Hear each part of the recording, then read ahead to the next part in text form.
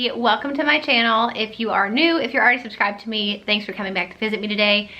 I have a video today that I think is very important, and I figured this out and kind of planned this earlier in the week, and I could not wait to film it today because I'm just so passionate about it, and it's something that I really wanted to share with you guys to encourage you and give you something to think about, maybe if you haven't already. And it's kind of an odd departure for me. I do talk a lot about mom life on my channel, but I don't necessarily spend a whole lot of time about parenting. I do. I have a parenting playlist, but those videos are kind of sporadic and a little few and far between considering how many other types of videos that I make, because I always felt like, who am I to tell anybody what to do with this or that? But there are some things that I am very passionate about, and there are some things that I am 100% convinced that I am right about, because I have usually learned about it the hard way, and those are the kind of things that I like to share with you guys, and that is what this video is about. Whether you are a veteran mom and you've had, you've got older kids even than mine. My oldest is almost 18, my youngest is 12. Or maybe you're a new mom, or maybe you're not even a mom at all yet, but you want to be one day, and you want to try to figure out, like, what kind of mom am I going to be? What kind of mom do I want to be? And this video is 100% definitely the result of my learning experiences over the past almost 18 years of being a mom. And one of, if not my biggest regret in parenting, is not researching enough, not asking enough questions, not challenging the norm enough, and not advocating for my child hard enough.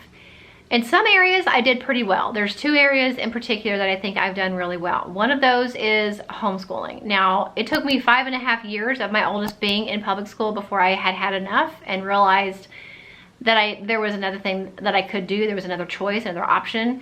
But it took me 5.5 years before I realized how completely broken the public school system can be or is in a lot of cases, and it's just not where I wanted my daughter to spend, or both of my girls, either one of my girls, but at the time my youngest was like a baby. It's not where I wanted my girls to spend a majority of their life, and that is where they spend a majority of their life, is in school. If your kids are in public school, they're gone 6 to 8 hours a day, 5 days a week. That's a full-time job that they're gone in that environment where I did not want them to be. So even though it did take me a while to figure out that that was not what I wanted my girls to do and have to go through and experience, it did take me 5.5 years, but I finally, had the nerve and the gumption and the bravery to figure out that I can homeschool. Just because I'm not a teacher, just because I'm not a rocket scientist and I don't know everything, I don't have the best patience in the world, and I'm not good at math, even with all of those things, I have been able to successfully homeschool my girls. My oldest is almost graduated from high school, but she's already taken college classes. She's already almost got a year of college classes done before she's even graduated high school. She's doing very well, and clearly it can be done, even with just a regular average person like me. And so that I feel like I did really well with. And then also keeping cell phones to an extreme minimum in our house. My youngest doesn't even have a cell phone. My oldest has a cell phone, and she got that when she was about 12 because we were leaving her at church and we wanted her to have a way to communicate. If my kids were in public school, they would both have a phone, even my 12-year-old. But the same rules would apply. Once they got home, they would lose that phone. Like, not lose it because they're being punished, just you don't need the phone now because you're home and I know where you are. If you want to talk to your friends, there's other ways you can talk to your friends. That I think I've done really well with, even though I know that's not typical. And I know a lot of people don't agree with that. I 100% think it's the right thing to do for them, both developmentally, physically, mentally, all those things. I think it is 100% the right choice. So those two things I think I did really well and kind of went against the grain in those two categories, which I definitely think has been a good thing for my girls. But there was other things, a lot of things that I did without even thinking about it, because it was just what everybody else did. It's just what the norm was. It's what a lot of times I had or did growing up, that I just thought that's what you do. You do this because that's what people tell you to do. That's what they say you should do. That's what's always been done, and that's what you do. And for those things in those various categories, I was on basically what I would say autopilot parenting. But it wasn't until recent years, and I mean recent years, like the last 2 to 5 years, that I realized that in so many ways, there are so many other alternatives and ways to do things, or maybe ways that you should do things that I never thought to do, especially when I had my oldest. I was 23 when I had her, and she was my first. She was the only child I'd ever even had any experience with. I had never babysat. I was the youngest of all the cousins, so I never had anybody that was younger than me that I had to like have experience with. So when I had her, it was a combination of me just being really young and naive and uninformed, combined with less information out there, less people talking about alternatives, less people sharing different paths to take. A combination of all those things led me to make a lot of decisions and choices that I wish I hadn't made. And I can't unring those bells. Those are things that are in the past. They've been done. They're decisions that have been made. And a lot of them, most of them, what I'm thinking about in my mind, cannot be changed. There's absolutely no way to change them. And all I can do is hope and pray that there will be no short-term or long-term effects, negative effects, that come from some of the choices that I made. That's where I am right now, honestly, is struggling to find peace, praying to find peace with some of the decisions that we made for our kids that cannot be reversed. And I'll let you draw your own conclusions about what you think I'm talking about. And there's not just one thing in particular, but there are a couple like top items that I, in my mind, have been really struggling with the last few years, but the last few months in particular, with grappling with those decisions that we made. And it was a lot of times, like I said, just lack of information and just kind of my lemming nature that a lot of us have to follow the path that is laid in front of us, follow the path that we're given, follow the path that we're told to do, follow the path that's expected of us to do. And it never occurred to me until recent years, you don't have to follow every path. You need to make your own path, and that involves a lot of research and a lot of time and a lot of effort on your part to figure out what other paths there are and which one will be best for your kids. But just knowing that there are other ways, I think, is the first step in that battle of making decisions for your child. So my message to you, my plea to you, is to be your child's advocate. You are truly the one that 100% has your child's best interest at heart. No agenda, no politics, no kickbacks, no skewed information. 100%, you are the one who loves your child more than anybody else. Therefore, that already gives you kind of the foothold in having the right to make these decisions and choosing maybe something other than what other people are telling you to do. That's a great thing. However, on the other hand, it does involve a lot of research and time and effort to figure out what other options there are and which options are the best for your kids.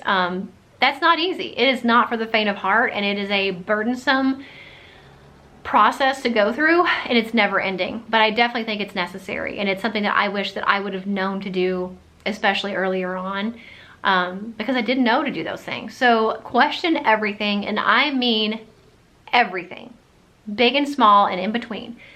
It doesn't matter if it's what everybody else is doing. It doesn't matter if it's what your parents did. It doesn't matter if it's what you did with your oldest, but now you know better and you want to change things for your next, your second kid, third kid, fourth kid.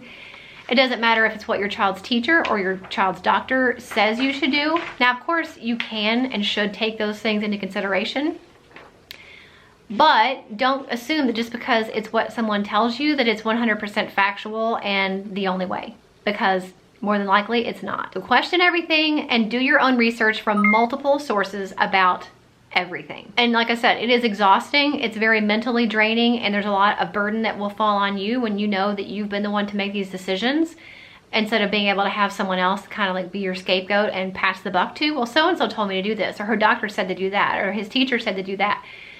There's a lot of burden that will fall on your shoulders by doing that, but I promise you it's better than doing what you're told and not questioning it and then regretting it later, because that is where I am right now. You wouldn't buy an appliance or a car without reading reviews, looking at the specs, taking it for a test drive, and doing research, talking to salespeople, and making decisions for your kids should not be any different. Do your research, pray about your decision. That's a big one. Pray about your decision, and then pray for peace in whatever decision you've made. So if it's a decision that you have prayed about and you've done what you think is right, pray pray that God will give you peace in that decision and that it will work out for their good. And if you've made decisions or you've let things happen or you've let decisions be made for your child for you and you didn't really make those decisions, then you're going to be like me, where you're praying for peace about those decisions and hoping that they did not cause any harm. So that's sometimes the hardest part, is finding peace in the decisions that you've made. So prayer is a huge part of this process. Being a parent is the hardest job that there is. And I know people say that, and it's kind of one of those things that people will just say flippantly, like, it's just so hard, it's the hardest thing. But it really is so incredibly hard, and it's exhausting, but you cannot be an autopilot parent. You really can't. It's not good for your child, and you will be living with decisions that a lot of times you will end up regretting. Some things will work out okay, and nobody's gonna know the difference. It's not gonna make a difference in the scheme of things. But there are other things that really could make that difference, and that's why you have to research everything, because you never know what decisions that you're making for your child that could turn out to be a mistake later on. So in recent years especially, I feel like a veil has been lifted off of all of our eyes over a lot of things, a veil that we did not know was there.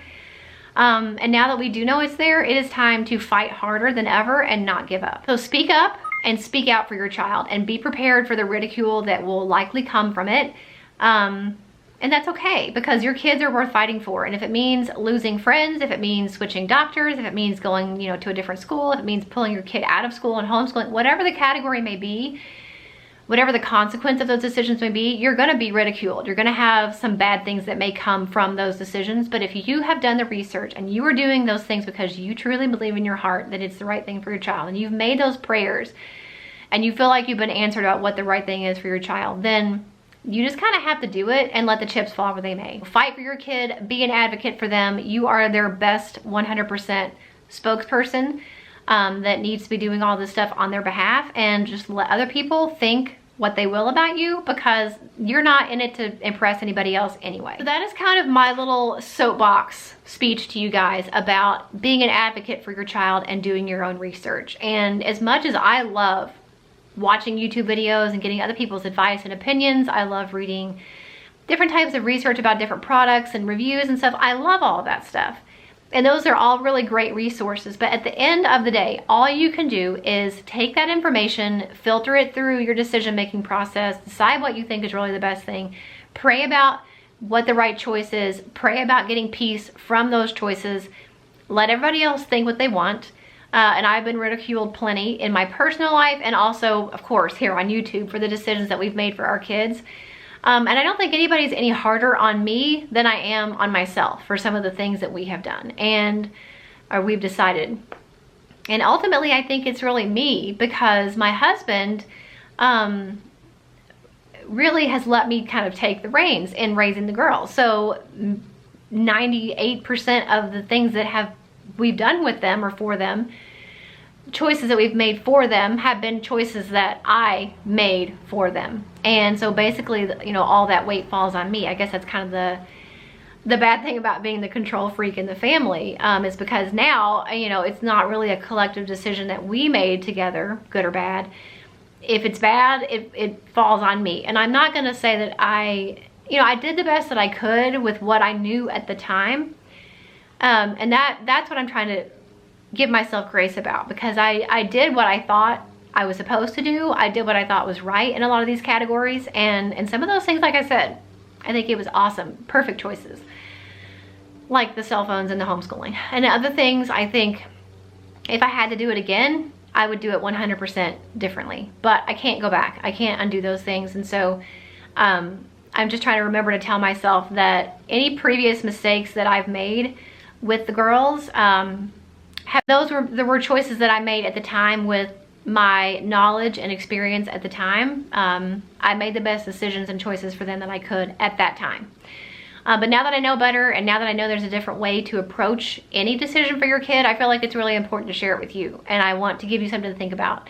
Not to scare you, but really to remind you if you didn't remember, or to tell you if you didn't know. You have the control over your kids. You have other options available to you. Just because somebody or a group of somebodies is telling you this is what's supposed to be done, this is what everybody else is doing, this is what you should do, doesn't mean that it's 100% correct all the time.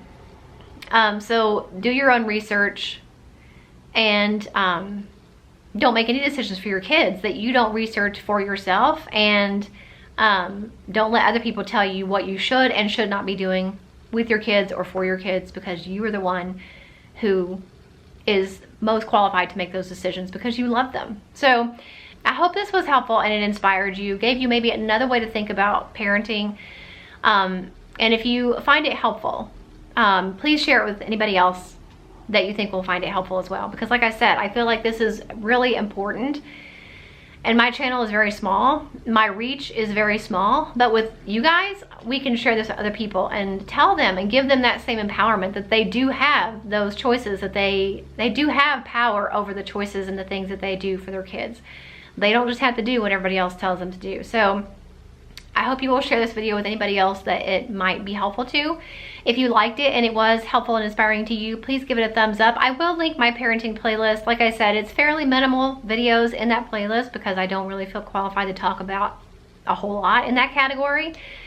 But the things that are in that playlist, I am very passionate about and convinced that I am on the right track with in those categories. So I hope you'll find it helpful. Check it out. It's linked for you in the description box. I'll see you guys in the next video. Bye.